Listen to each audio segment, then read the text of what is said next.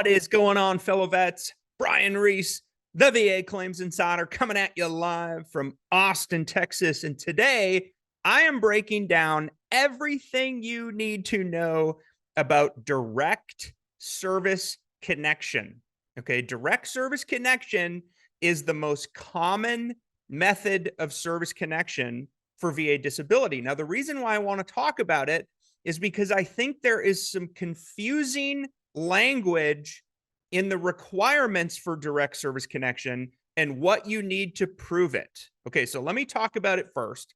Direct service connection is one of the 5 main types of VA service connection. Now, why does service connection matter? Okay, it matters because if you don't have a service connected disability, you're not eligible for benefits under the law. Okay, so your disabilities have to be service connected. Okay, I'm going to talk about that in a second. But let's break down direct service connection. Okay, here's what this means. If you file a disability claim for direct service connection, you are telling the VA that your current disability is the direct result of your active duty military service. Okay, so think about things like maybe it was a training accident, a car accident, a combat deployment, perhaps stress from the job, or any other type of in-service incident, injury, event, or disease that directly caused or made your current disability worse. Okay, so that's what direct service connection means. It's directly due to service. Okay, Brian, what's an example? Well, a great example would be combat post-traumatic stress disorder, okay, due to constant rocket attacks, mortar attacks from a deployment to Afghanistan. Okay, the PTSD, the post-traumatic stress disorder, the mental health condition, is due to your combat deployment, which is directly related to your military service. Okay, that would be an example of direct service connection. Now, this is where it gets confusing, and there's some jargon in here that I'm going to break down and make easy for you. Okay, there are 3 components to proving direct service connection. Number 1, you have a current disability. Okay, what does that mean? That means that you have a current diagnosed disability condition that's affecting you. Okay, if you don't have a current disability that's affecting you, technically you're not eligible. Okay, so think about this. Let's say you had headaches 10 years ago while on active duty. Okay, but you don't have headaches anymore, and you have no treatment records, you have no symptoms over those past 10 years, nothing documented. Okay, it could be said that you don't have a current disability. Okay, now the truth is you might. So stay with me because I'm going to teach you and train you how to prove this. Okay, so that's number 1, a current disability. That current disability needs to be affecting you in negative ways. Okay, that's number 1. Number 2, an event, injury, or disease in service. Okay, that means something happened to you. Okay, and that needs to be documented. Now, it doesn't just have to be documented in medical records because it's possible that you never went in to be seen for it. Okay, well, how do you document it? Maybe you can get a buddy letter. Okay, that may be helpful. Maybe you can write a statement in support of a claim. You're credible to provide the VA evidence about what happened, about the injury or incident. So a statement in support of a claim could happen. That could help you. So that one doesn't just have to be in medical records. Okay, but that's number 2. Something has to have happened to you. Okay.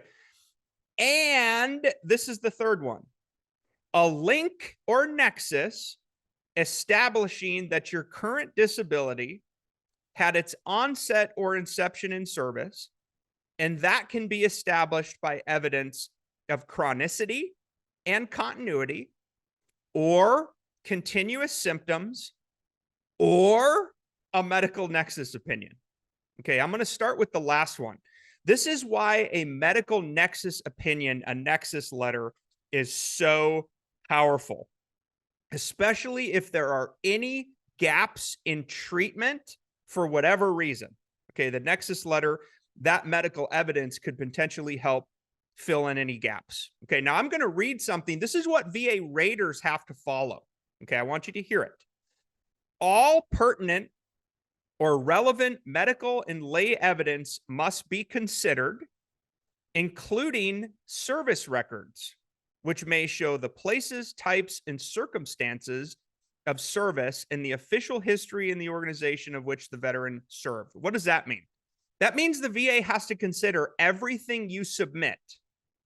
Okay, maybe it's a personal statement you wrote. Maybe it's a buddy letter. Maybe it's a lay statement. Okay, somebody who is a witness, like a spouse, a pastor, a coworker. Okay, that can also be extremely helpful to document chronicity, continuity, or continuous symptoms. Okay, the last part.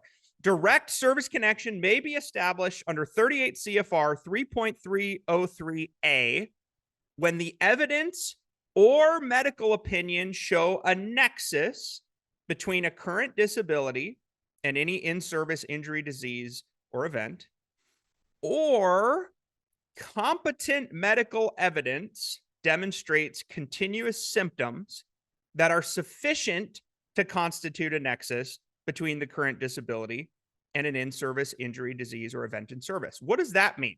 Competent medical evidence is typically medical records. Okay, it can also be DBQs or nexus letters.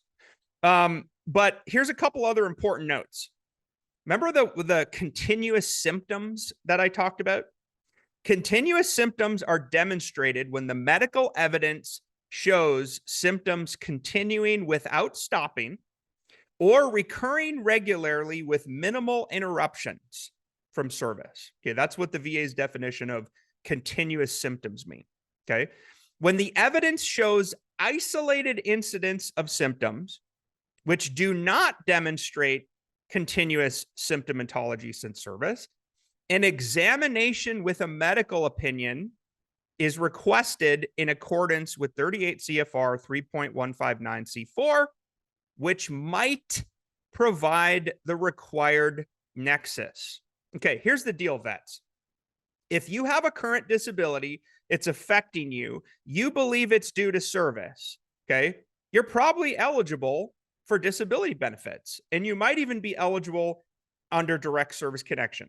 Okay, what you really need to know, though, is that regardless of how much time has gone by, it is highly recommended that you get a nexus letter from a private provider to help you connect the current disability back to your service. Okay.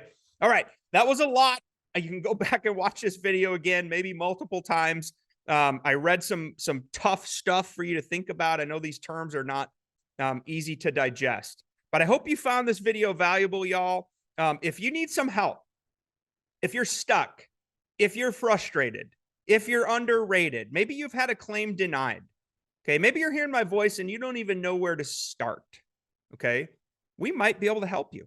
Okay, take a look on our website at vaclaimsinsider.com. Okay, we operate a contingency-based model. If we don't win, you don't pay. Okay, our fee stipulations are right there on our website.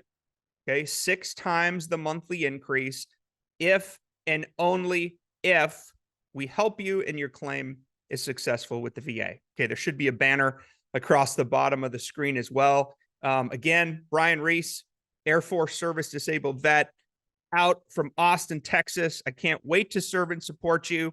I can't wait to help change your life, y'all. Talk soon.